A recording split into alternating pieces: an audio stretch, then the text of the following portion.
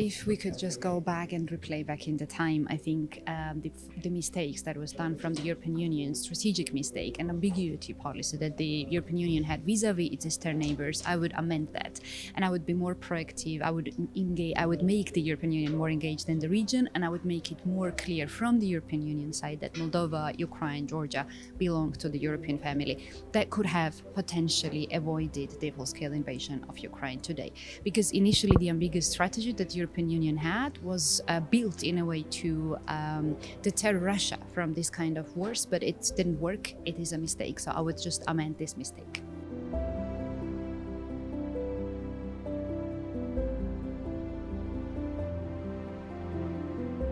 EU is doing right now what it can do. Again, without amending the past mistakes, right now EU is doing what it can do. We should not forget EU has a very, very limited budget. EU budget is not much. So compared to what EU has, the financial support, the support militarily, this is all EU can do and EU is doing. And so EU should keep continuing arming Ukraine together with its Western allies and should mobilize more the Western allies.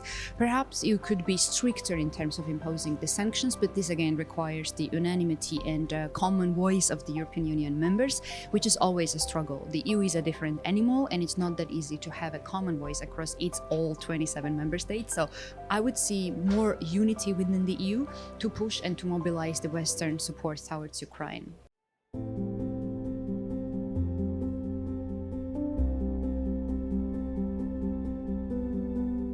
The transformation in the energy dependence and really reducing the energy dependence not only of the European Union but its neighbors on the Russian energy supplies, more engagement from the European Union and the West into the dialogue of the East, and more tailored support to the needs of the East, which already entails obviously the first ending the war and then reconstructing Ukraine and keeping and feeding the resilience in the eastern neighbors.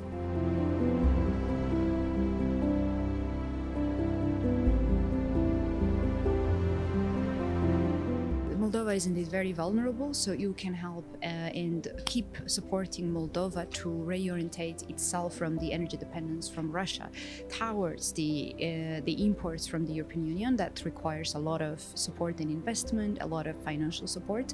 On the other hand, the EU has given the candidacy status to Moldova, so the EU should support Moldova to deliver on the reforms which brings the country closer to the European Union.